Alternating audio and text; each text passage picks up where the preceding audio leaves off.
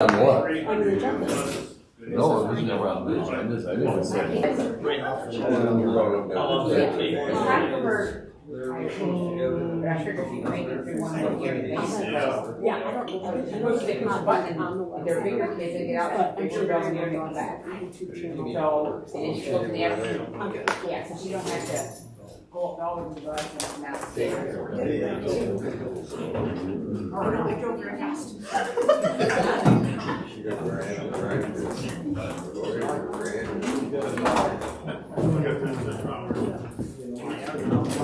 President. I don't know.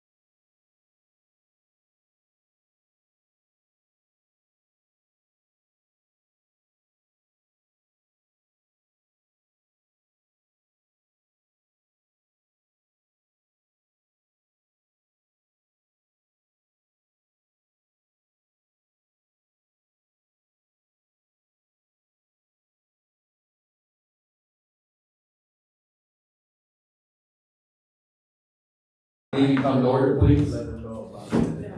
Madam Clerk, call roll. Samuel Newton. Here. Ronnie Bush. Here. Deb Devine. Here. Rebecca Quagle.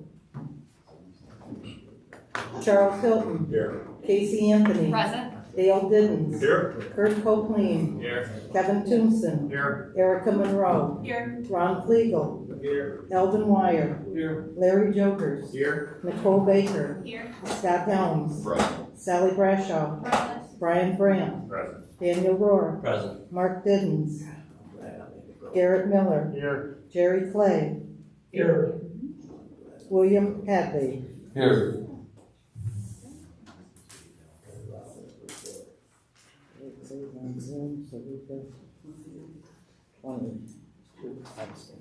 Two absent, who is over? And Mark didn't. Motion to approve the agenda. So moved. By Mr. Dale Denton, second by Mr. Coombs. And any discussion? I see none. Madam Clerk, call roll, please.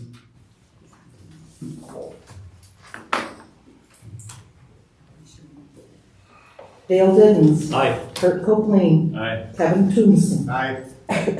Erica Monroe. Aye. Ron Flegel. Aye. Elvin Wire. Yes. Larry Jokers. Yes. Nicole Baker. Aye. Scott Helms. Aye. Sally Brashaw. Aye. Brian Brandt. Aye. Daniel Rohr. Aye. Garrett Miller. Aye. Jerry Clay. Aye. Samuel Newton. Aye. Ronnie Bush. Aye. Deb Devine. Aye. Charles Hilton. Aye. Casey Anthony. Aye. William Hadley. Yes. Unanimous. Okay, at this time we have public comment. Anybody in the audience, and I see nobody in the audience. Anybody on Zoom, please raise your hand for public comment. Anybody raising their hand for public comment? Okay, then we'll move on. I just got a couple quick things to say here in the chairman's report.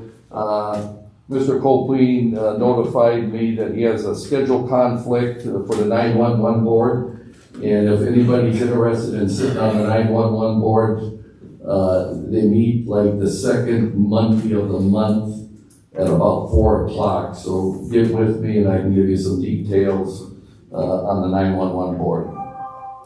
The next thing I wanted to talk about is that I've been talking to a lot of county board chairmen throughout the state of Illinois.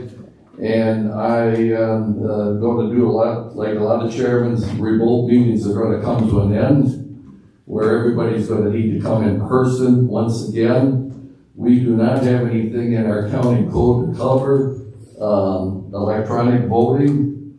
I know that Boone County at this time does have an ordinance for electronic voting, and I asked our county administrator, Ms. Newcomer, to get that ordinance, and we could look it over in administration committee and see if that's something that we would like to do at the county level. But like I say, remote meetings will be coming to an end, and that I'd like to have everybody in person. We will still be running Zoom for the public till we get knowing that the YouTube is up and running, and then we'll pull that away and just have Comcast and YouTube. That's all I have at this time. I will turn it over to the nursing home committee chair, Ms. Anthony.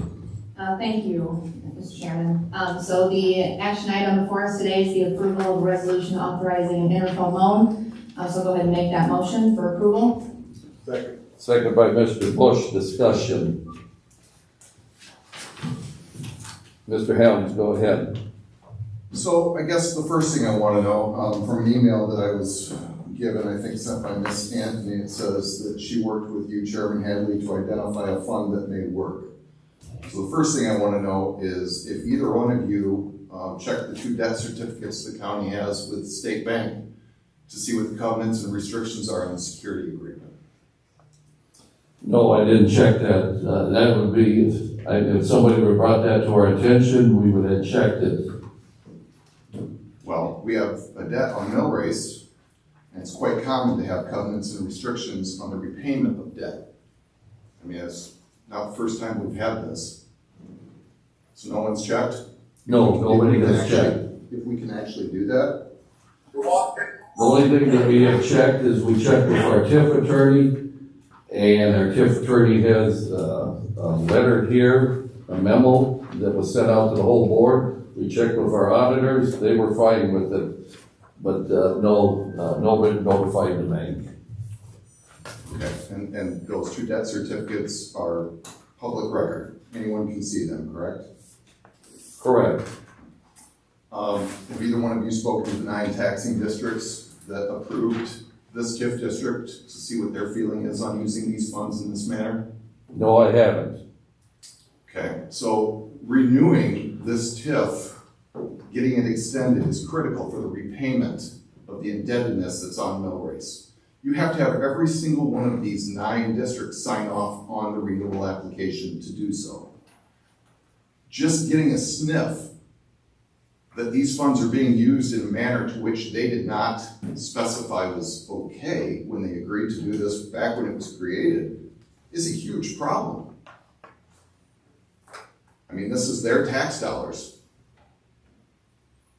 How about reaching out to our state representatives to see how they would be about extending this, knowing the funds are being used in this manner for the renewal? Nobody?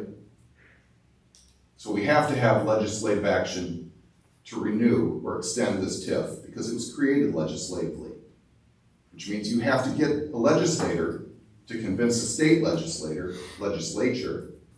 to extend this TIF, which has to happen so the county can afford to continue to pay the indebtedness. So why wouldn't we check, number one, the security agreement? That's a big, big deal, not checking that. And the other is not talking to the other 9 taxing bodies that are party to this TIF or the legislators to see what this action could create down the road. Because we've got to think bigger picture than just the next couple of months. So I'm not necessarily advocating against doing an interfund loan, but using these funds without checking these items, that is reckless at best.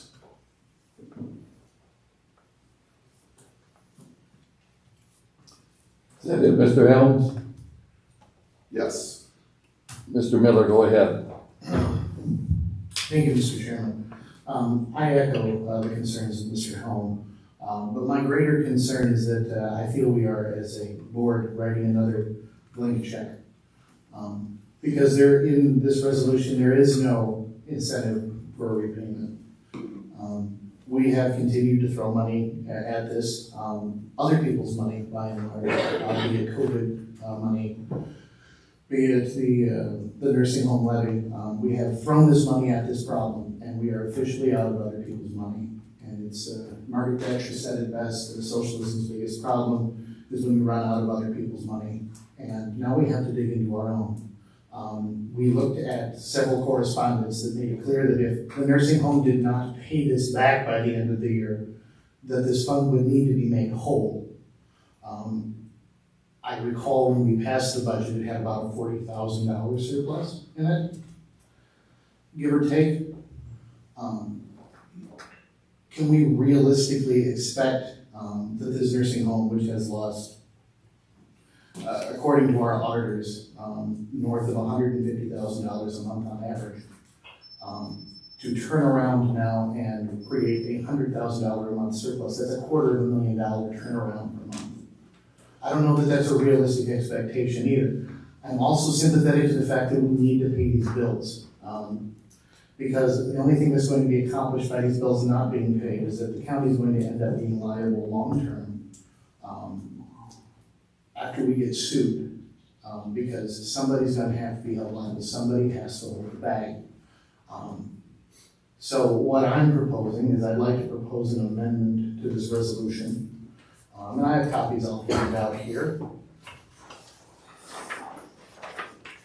Copy for you so you don't have to write it. I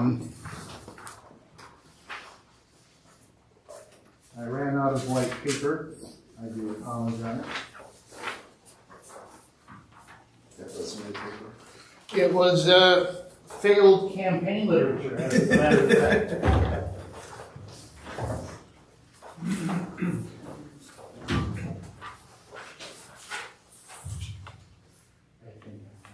If I'm off, and if everybody else needs a copy of this, you're more than welcome to have one. It should have come over there. So what I'd like to do is add an amendment underneath the repayment schedule that would read, be it further resolved that failure of Stephenson County Nursing Home / Walnut Acres to execute the above payments as scheduled or the requirement of further funding above the $350,000 to keep accounts payable solvent and all outstanding bills paid, will require the county board chairman to immediately release an RFP for a brokerage to sell the Stephenson County Nursing Home / Walnut Acres. That worked out really well for Pelosi. Hold on. Yeah. Yes. So, Here's my concern, and we can talk about it further, but I'd like to finish talking about it. you're amending this? I'm proposing an amendment, yes. You're making a motion. That is correct, and And you're seconding the motion? Yeah, yes, it's amendment, yes. You're seconding his motion? Yes. Okay. So there's a second on the amendment. We have discussion on the amendment now. Okay, but I gotta go, I'll clear the lights On the amendment. on the amendment only, okay? On the amendment. Sure. So now the amendment. Okay, Mr. Newton, go ahead. The amendment states that you can do this without our, I'm sorry. The amendment is, and I understand where it's coming from, but the amendment states that you can do this without us coming together as a board. You can't do that without our approval. I mean, I understand that you have a lot of ability, but you have the ability to do this without our coming together. So I don't even know why it's here. Thank you. Ms. Anthony, go ahead. Yeah, just to further clarify that, we just passed a resolution in this board in March that specifically laid out RFPs in the process that they would go through the respective committees first. So this would go against county code. Mr. Miller, go ahead. To clarify, I ran this by Mr. Larson before the meeting, and he had said that we couldn't have to do this. The way we brought it before the board this evening. My concern is that we continue to kick the can down the road, and we're kicking it to the point where we can just about see the finish line, where we're gonna have to stick this on the next board's shoulders. And my concern is that this $400,000 or $380, I don't know, over state, is going to turn into another $80,000 next month, or we're gonna have to float that payment another month. There has never been accountability. My greater concern when it comes to kicking this can down the road is the timeline. Because if a failure of payment was to occur, it would be another month before an RFP could be placed forward, and another month before that could be approved. So now we're 60 days past. This would truncate that down to 30. And I'll reserve my further comments for later. Thank you. Mr. Jorgens, go ahead. Thank you, Chairman. Yeah, looking at the schedule, I mean, one little blip and they're not gonna be able to repay this, and it's just gonna continue. The snowball's gonna go downhill and this number's gonna get bigger. And I don't know anybody that loans anybody any money without some accountability, and that's what this does. So thank you. Ms. Anthony, go ahead. First of all, I'd like to ask Mr. Larson to explain his opinion. Thank you, Ms. Anthony, and you're certainly correct. There is a process through the committees that an RFP would normally travel. But as I explained to you when you asked me earlier, I guess last week, whether a resolution for an interfund loan would need to go through finance, any power that the county board delegates to the committees, the county board retains. So if a committee would have the power to approve an RFP, the county board certainly would, which is, and to Mr. Newton's point, about, the chairman doesn't have this power, and that's also correct, absolutely. The county board does, but the county board would be authorizing that RFP with this resolution, is my understanding, if the county board chose to pass it.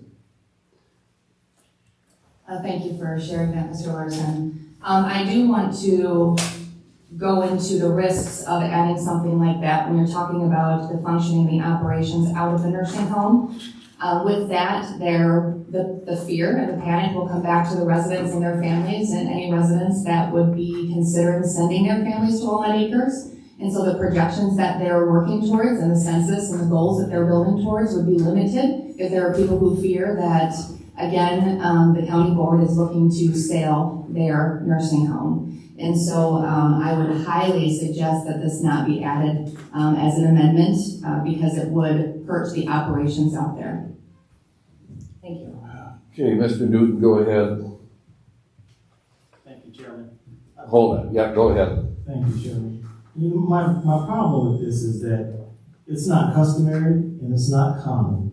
We don't, and if that's the case, we could give you the authority to just operate the entire county without us being here. And nobody in this boardroom has ever given any county, as long as I've ever seen the county board, the opportunity to just operate without us making decisions on such matters. So why would we do that now? Why does that seem like the right way to go in this instance without going to the board?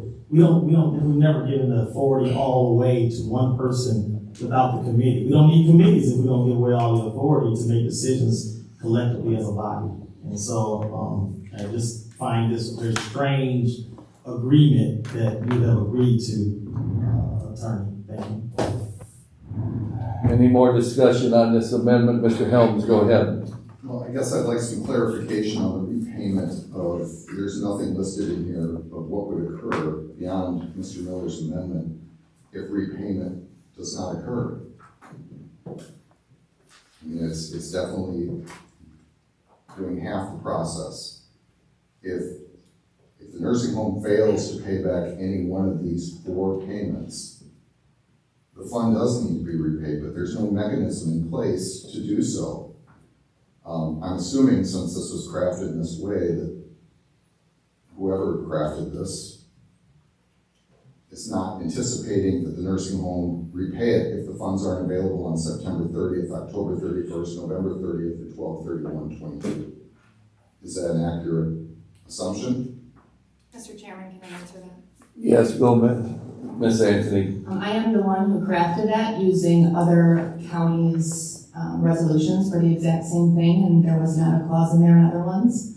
I know that in emails with auditors and such, what had been said was exactly what you stated, Mr. Helms, is if it's not paid, then there would need to be another interfund loan to replace those funds into mill rights. From a separate fund, not From a necessarily separate the fund. nursing home. Correct. Well, again, That would, because you would assume that if the nursing home's not able to pay it back, then they wouldn't be able to do an interfund loan. right, but the nursing home does have a dedicated funding mechanism once a year in the tax levy.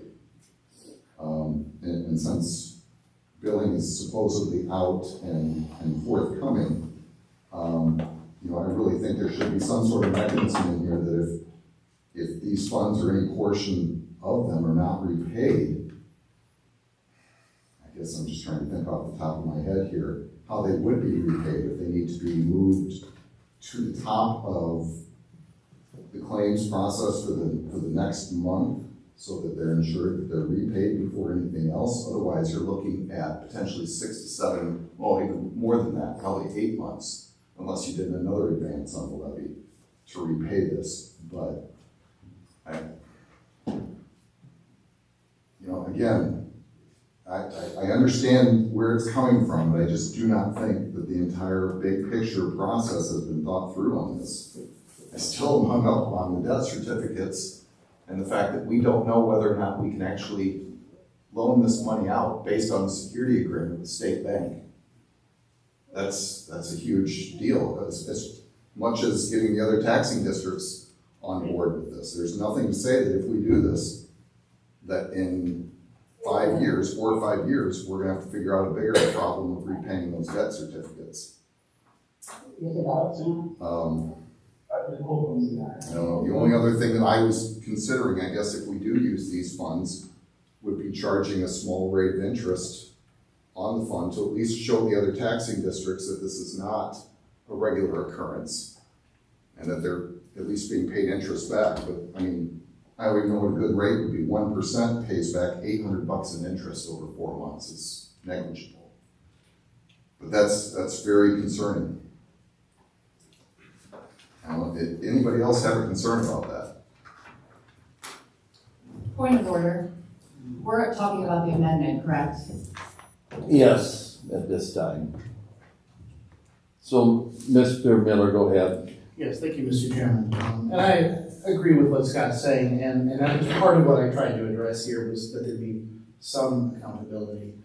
We talk about the risk of causing fear and panic by saying we're going to sell the nursing home again. And we talk about the fear and panic of the average taxpayer in Stephenson County, which has watched us advance this nursing home a significant percentage of its levy to pay the bills very recently. And now we're going to write them another check for $380,000. This is an alarming escalation. Now, I don't understand the pushback as the numbers that TCM continues to show us show that they're going to be able to pay this back and that everything's going to be fine. And if those numbers are as solid as the people who claim they are solid believe, then they should have no problem supporting this. Because at the end of the day, it's about accountability. There is no accountability in this, and there is no accountability to the taxpayer. And at least showing that there's some kind of consequence to not payment should incentivize these numbers. If they're not right, that we can find out right now. But if you believe the numbers that TCM is reporting, I don't understand why we should have any issue with this amendment as presented. And that's my 2 times to talk on this. Thank you. Okay, Mr. Diddens, go ahead. My question's more for the original resolution, so I'll withdraw my. Okay, Mr. Flegel, go ahead. This is on the amendment?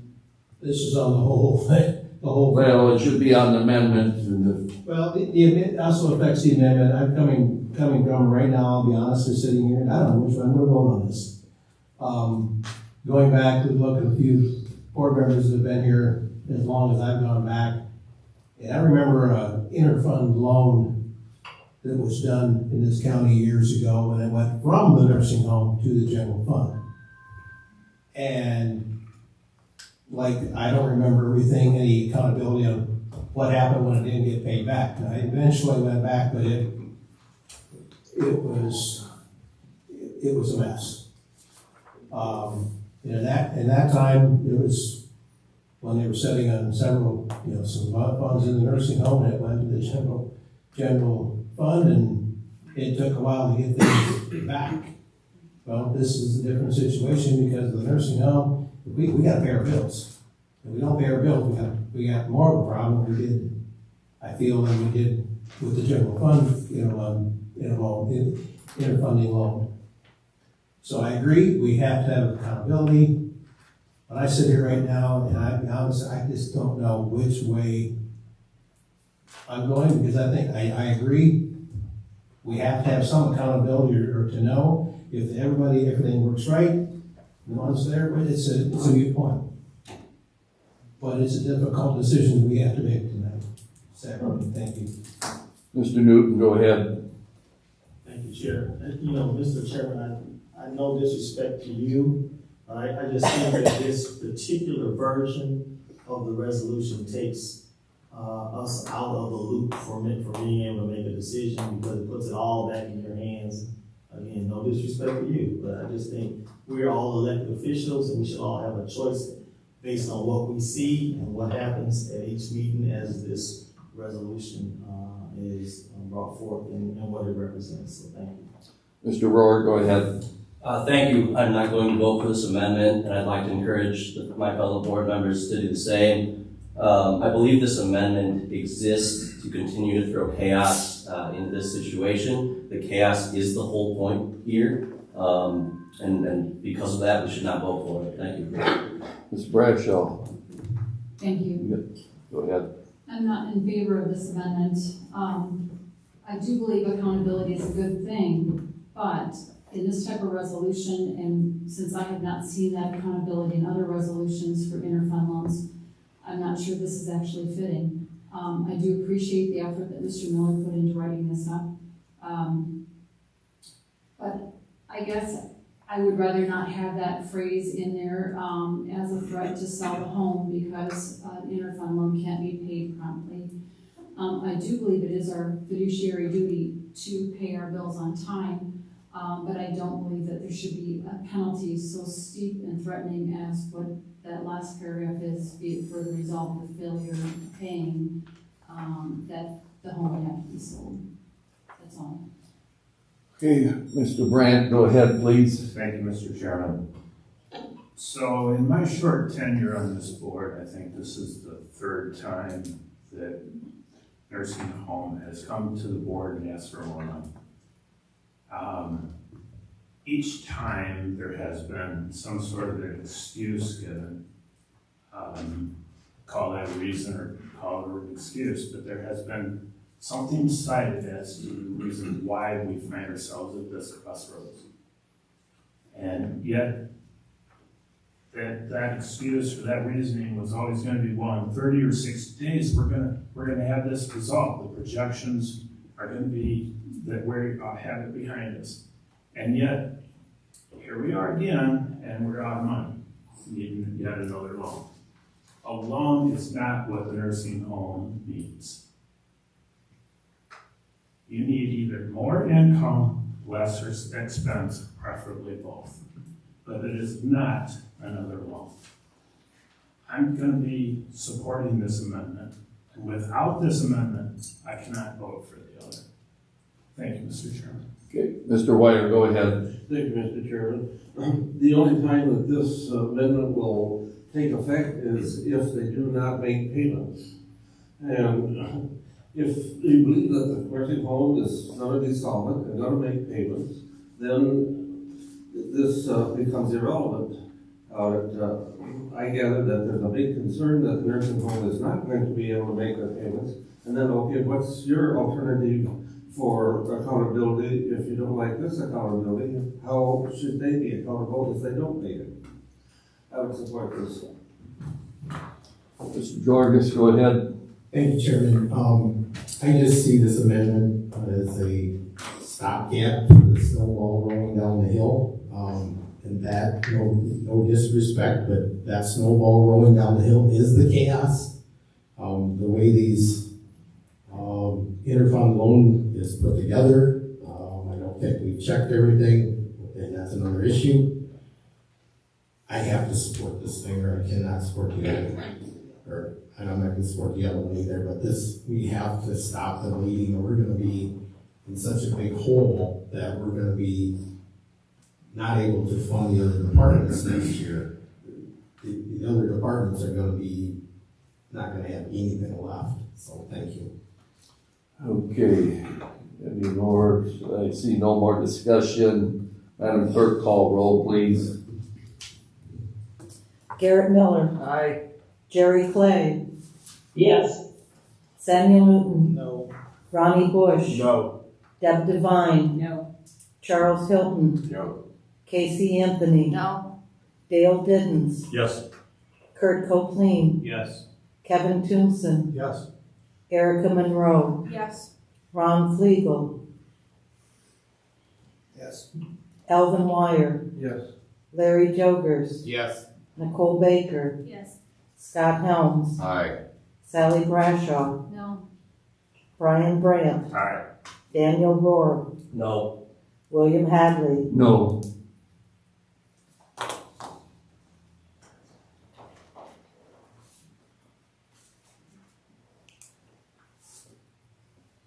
Yes, 8 no. Okay. So now we have to approve the amendment as amended. Miss Anthony, go ahead. Thank you. So I would just like to point out that I did reach out to our treasurer and finance director and ask specifically if there was anything else that I should take into consideration, and none of those issues were brought forward. Otherwise, I would have absolutely done so, and I would expect that our finance director would have done that. I also questioned if there were other funds that could be used, specifically funds we've used in the past, meaning Social Security and perhaps IMRF, and was told no, as those are restricted funds. So I did explore other options and did ask if there's anything else that should be considered. The other things I did want to bring up when we're talking about the nursing home being chaos and a snowball effect, I do want to remind everybody that as of July 31st, our revenues were 51.16% and our expenses were at 51.05%. So our budget is still on track. as well as TCM's projections that are on track to have be positive at the end of the year. Also, just another reminder that when we're talking about the October 1st increase in pay, that's not included in the projections because we do not have an exact amount, and because we don't have that information, none of that is included. But we can expect approximately, at best guess, an additional $40,000 a month, October, November, December. So further showing the ability for the nursing home to not only be able to repay this, but then also to end up in the black at the end of the year, which I think is what everybody's goal is. Thank you. Okay, Mr. Helms, go ahead. Well, if you had a chance to go through the two spreadsheets that was emailed out today by both our county clerk and our administrator from TCM, the forecasting, they have a positive net balance of $18,461.01, regardless of whether the interfund loan is approved or not. Obviously, the interfund loan is to get us over the hump for the next 60 days or so, but if you looked at it, there's several weeks that even with the interfund loan, the fund still goes negative, which is understandable. But having a surplus of $18,000 at the end of the year without taking into account the increase in health insurance, without taking into the account of the capital needs that still need to be done before winter, it's not viable. Those numbers have to be greater. It's just that simple. And this is the third Band-Aid. I really felt that when we decided as a board not to, forgive me, I don't recall if it was not to list or not to sell, I thought, you know what, let's try to make this work and figure it out, which was why we pushed forward with the advance on the levy. And I thought, this will do it. This will get us over the hump. Because TCM, when they started, said, give us a couple weeks, we'll get it figured out. Understandably, that was aggressive and not realistic. So then we deferred the payment in July to many of the vendors. Pushed it back, even to the county. Still not gonna do it. So now we have to do an interfund loan, which regardless of whether we do it or not, you still end up with an ending cash balance forecasted of $18,461 going into the next fiscal year. That is not a recipe for success by any stretch. And when I hear people talk about fiduciary responsibility, it's right here. This is it. And this is not viable. This needs to stand on its own as it was created. It can't. And I wish it could, because I'm getting tired of talking about it, and people are getting tired of hearing about it. But I still, if this number were the original number, which I don't have in front of me, and I don't even want to guess, but I'm thinking it was north of 6 figures, the original cash flow projection by the end of the year. If we were close to that, that's one thing, but we're not. $18,000. And if you go back, because I found an error the first time they sent this out, that we're actually going to be ahead on ending cash without the loan, $26,000 as opposed to $18,000. But they're projecting an $8,498, I guess you call it a stipend, something that's going to come in September, and again in November. If for some reason all the stars don't align and that doesn't come in, now we're talking about a $1,400 surplus at the end of the year instead of $18,000. It's just baffling to me. I don't know where it stops. I mean, it's, you know, as far as the debt certificates are concerned, maybe I have an unfair advantage because I am a banker and that's the first thing I look at is the covenants and the restrictions. But to simply say I asked somebody and they didn't bring it up, and you're good with that, my constituents aren't good with that. They expect me to do the job and not to reach out to the other taxing districts because I'm thinking ahead, which we've talked about. Extending this TIF district, you've got to get all of them on board. So why wouldn't we talk to them if we're thinking about doing this? And you sure as heck got to get the legislators on board, because if they don't go to Springfield and plead our case, again, a board down the road is gonna have to deal with our problem. And to me, this is my guess, because I've not talked to all the taxing districts, I've talked to a few. If you don't do this the right way, you are just condemning the future board to deal with this problem. And it's irresponsible. I see there's others who want to talk, so I'll stop. Mr. Diddens, go ahead. Thank you, Mr. Chairman. I just wanted to ask Mr. Larson what his opinion is on Mr. Helm's concerns, the legality of any of that. I haven't looked into any of that, and it's not something that I'm independently familiar with. All right, thank you. I understand that. Mr. Jorges, go ahead. Thank you, Chairman. Hearing this discussion, about the funding and where this is coming from, and not checking out checking with the banks, basically. I think we really ought to seriously talk about tabling this thing until we get the facts straight. We may be getting ourselves into trouble. The other big concern, or the other thing that I think keeps going on here is this is probably the fifth board that the nursing home issues have been pushed down upon them. And if we don't realize that the marketplace has changed from when this thing was originally started, with 50% capacity in the county, then I don't even know why we're even in this business. We should get out of it. We should have sold it the first time we had that $3 million offer. And everybody thought that we had to have the 5. Well, we should have took 3. So I cannot support this thing as written. Thank you. Go ahead, Ms. Burchell. Thank you. I guess I don't need to remind the board that they voted down the sale of the home in the past, and we agreed as a board and voted to hire a business to manage our county nursing home. I'm sure most of you would agree that as a board, we are not good at managing a nursing home according to what has happened in the past. So let us remember this, 84 days. TCM has only had management for 84 days. I'm not sure about you, but I know you can't turn a ship around in 84 days where you have debt, you have problems, you have low census. In 84 days, they've made a lot of positive changes. They've come up with business plans for training, for memory care unit. They've begun that training already. They have another wing ready for more residents. Census is going up. It's up to 59. Well, the last count they told me, I didn't check with that today, and I do apologize. I didn't know I'd have to even come up with that figure. But census is going up. Part of a business plan in order to pay your bills is to have enough residents covered and enough income coming in to pay those bills adequately. Again, bring up fiduciary duty. I am on the Nursing Center Board committee, I should say. I am on the Stephenson County Board, and we have to pay our bills.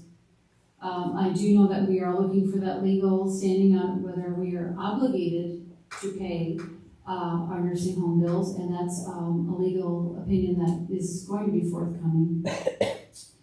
Medicare is currently being billed by TCM. It took a long time, several weeks, for them to get that number that the state requires for them to do the legal billing for Medicare. It just began, I believe, about a week ago, the last time we had our meeting, that they were able to begin that billing. There again, it has to be in sequential order, which means if they have old bills outstanding for certain people, they have to bill those first. They have to wait for that payment to come in on that specific month in order to bill for the next month. So it takes time. They can't just bill for the whole entire amount, which is, hundreds of thousands of dollars. They can bill it only in sequential order for those people. So right now we're talking about an interfund loan. We are borrowing to extend receipt of accounts payable. I run a business. I'm not a banker, and with all respect to Scott, he is much better at numbers than I am. But even as a small business owner, I know that sometimes you have to borrow from another fund in order to make bills payable. To make accounts receivable that haven't come in you have to transfer from another fund to cover your bills. There again, I had to pay my bills during the COVID epidemic, and it wasn't easy when our governor had a moratorium on evictions, saying we couldn't evict people for non-payment. My income was payment of rental income. So I had to borrow from other funds within my business to pay my bills. It was my fiduciary duty to pay my bills so I didn't have to unhouse all my other people. So as a county board member and also being on the committee for the nursing home, I believe it's our duty to pay those bills. An interfund loan is not unfathomable. Other counties do this as well. It's a short term, we are borrowing to extend receipt of accounts payable. Money that's already owed us that's coming in. I agree that this amendment is maybe looking for a little bit answer. I can't say I agree with the fact that it was approved, but it's a done deal. So I still think we need to pay our bills, and I hope that you'll vote tonight for this resolution, even with the amendment. Thank you. Mr. Brandt, go ahead. Thank you, Mr. Chairman. So I have a question for anyone in this room who can answer it. I would like to know what the year-to-date profit or loss is for the nursing home. Are you talking from January 1st? Yes. We do have Mr. Filippo on the line as well, but the spreadsheet should show, I mean, that's up to date, so that's current as far as what has been owed and what has been received, and it goes, but it only starts from when they started. But it goes into their actual, so, it would be the actual for August 19th would be the most recent. And does Mr. Holmes? Well, there's no profit. Okay, for there to be profit, that means all your bills need to be paid. Bills there's bills that are still outstanding from July. So there's no profit. If I'm going to get out of a hole, the first thing I have to do is quit digging. I don't know how deep the hole is because no one can tell me what my year-to-date loss is. And yet I'm supposed to approve additional funding. I have a real trouble with that. Can I just quickly answer something? Is that okay? Yes, please. I believe the finance director sends out a spreadsheet, and I think the treasurer sent today because the finance director is not working today. That's going to show you your ending cash balance. Okay, as of today, I think it is when they sent it. I think there's a deposit today, and then there was part of the accounts payable that was also paid. But correct me if I'm wrong, that's the cash balance of a bank account. That's all there is. That's all there is. Okay. Okay. Thank you, Mr. Chairman. Okay, Mr. Newton, go Can I ahead. make a comment there? This is my. Yeah, go ahead. So number one, that's a great question. Is there profit? Is there not profit? And the answer is no one in the room, including myself, could answer that without some extensive research. The building, the property has been, the numbers that we see are on a cash basis. So it means what money is coming in and how much is going out. I mean, today we're paying for sins of the past. We have, I think, 2 checks going out to HFS every month because of unpaid bed taxes and an audit from 2012. In a normal business, those checks would not be recorded in the profit loss of the current year because they're for a prior period issue. And so one of the problems, if we're still working through it on the expenses, are what are the true expenses every month that are not tied to past sins. And so whatever we're looking at today is what we've been looking at for the last year, we're looking at a cash basis system. So we all know from the day Excalibur took over, there was not anywhere near enough cash collected. They hardly collected any more than the private pay money. They didn't collect all of that. So even if the nursing home was 100 census and on paper making money, we'd be losing money because we're not collecting money. So the answer to the question is, we have to narrow those parameters. What we're used to is recording things on an accrual basis. And I can tell you today, from an accrual standpoint, this nursing home is not losing what it was losing at one time, and it's not losing much, if anything at all. And with an October 1st increase, we'll probably be making money at the current census. So there is no money pit anymore. The money pit is all tied to past issues, not current issues. While I'm here, I would like to correct a couple things. When we first met and we first came on with our management contract, we were sitting in the nursing home committee meeting, and the nursing home committee was about to vote or discuss or recommend, I don't know how the vote would have gone, but was on the floor was approving a $750,000 interfund loan. Our comment wasn't that this is never going to be needed. Our comment was, we don't need that much right now. We may never need that much. So let's kick it down the road a couple weeks. A little bit different version than you heard a few minutes ago. And that's what we've been doing ever since, is kicking it down the road. And so in the end, because we have, again, stepped on some landmines from the past, we're now talking about a $380,000 loan, not a $750,000 loan. I know that's still not good, but it's actually progress from where everyone was several months ago, for back in June. This payment of $88,000 or so that Mr. Helms talked about, what it doesn't come in. I also sent an attachment with the other two cash projections. That money is in stone. I sent a report that had that exact amount that's already been allocated by HFS. And they're going to, according to them, they're getting payments out very quickly, which should be in the next 2 weeks, and I think we put it out 2 weeks. As far as let's take the worst case scenario. The interfund loan doesn't get paid back, not a penny, which I don't think is going to happen, obviously, but you're sitting on a $5 million asset. So what, from a business perspective, what are you worried about? That money's going to get, it's not going to get back before the end of the year, which I know could cause problems. But you're sitting on a $5 million asset. So you can always sell it at some point and get your interfund loan money back plus more. So that's my speech for now. Okay, Mr. Helms, go ahead. Oh, I thought Mr. Newton was up before me. Okay, I apologize. Mr. Newton, go ahead, and then I'll go to Mr. Helms. Thank you, Mr. Chairman. Mr. Chairman, I don't think I'm on here. I got it. Testing. See if you're, hit the button on your, the other button. Thank you.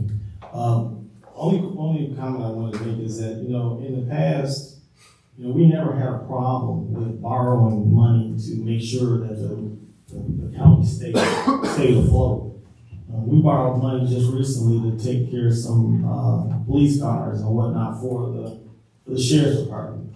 We borrowed money to put things on top of buildings, air conditioning units. We borrowed money to expand our ITs. We borrow money. And usually, when we have our finance and treasurer take a look at what our budget is for the year, they make a decision to get a tax anticipation loan so that days like this, when we're sitting in a meeting that we shouldn't be in the middle of the summer, because, quite frankly, they're not over budget. They're still on track.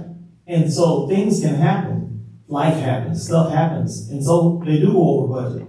But by the end of the year, we start to balance our books, we start to figure out where we are, and we pay bills that maybe went over budget. In fact, you're going to pay some other bills in some other departments. I'm wondering what you're going to do. Are you going to close the sheriff, if he decides to go over budget for some unforeseen reason, you're not gonna close anything. You're gonna figure out how to move money where you need to move it. And if that means an interfund loan, which means we didn't go to the bank, we didn't lose any money on interest, then that's the best way to go. That's what you've always said the last several years. You don't want the tax anticipation loan to balance the books till the end of the year, so you borrow money internally. Well, today we're asking to borrow money internally until we get to a point where it's time for us to plan as we're going into our new budget year for the next year. So I'm a little perturbed that we're going through this process right now and it's not even the end of the year. And we're upset that we're playing recovery after the pandemic and after a bunch of situations that we all know about. So thank you. Let's get this thing paid and let's keep moving forward. Thank you. Mr. Helms, go ahead. So the squad cars and the HVAC system, it was my idea to lease those. It wasn't a loan, it was to lease because interest was so low and I had cash flow concerns. But the beauty of that lease is there is a built-in repayment structure through the COVID dollars instead of paying cash for them. So while I don't necessarily disagree on the whole, but fundamentally it's not the same. As far as what Mr. Filippo talked about when they came on, the $750,000 interfund loan nursing home that he was talking about, after I brought up doing the advance on the levy, we talked about it, and I asked, how much do we need? And it's dead silence, which of course, the committee should have come up with that amount, so I asked Shannon, how much do we need? She wasn't sure, and she said, 2 months. How much is 2 months? About $750,000. That's where we got that number. That wasn't a county thing, that wasn't the committee, that was the administrator, which it should be. She's the professional. She's the one we're paying to understand what we need. But at no time, at least correct me if I'm wrong, I don't remember discussing, or maybe I shouldn't say discussing, but committing to a funding mechanism on where we would get that money. And if we did, correct me, but I don't remember saying, yes, we're going to take it from fund, whatever it was. And as far as talking about cash and accrual, I agree that if you're paying your bills, accrual is the way to go because you really understand what you're doing and you're not doing it. The numbers keep changing month to month. And that's a problem. And maybe the nursing home is on track for budget. It was real simple to figure out which unbudgeted items we've had so far in 2022. Because you can look at the budget and what we approved, and you can look at what the accounts payable are and how much, and that we've had to come back. And the reality of the situation is we do have to pay for the sins of the past because we are a governmental agency. That's how it works. Private companies, sure, you can write it off and move on. This isn't a private company, so we've got different rules to play by. I would like to make an amendment to this resolution.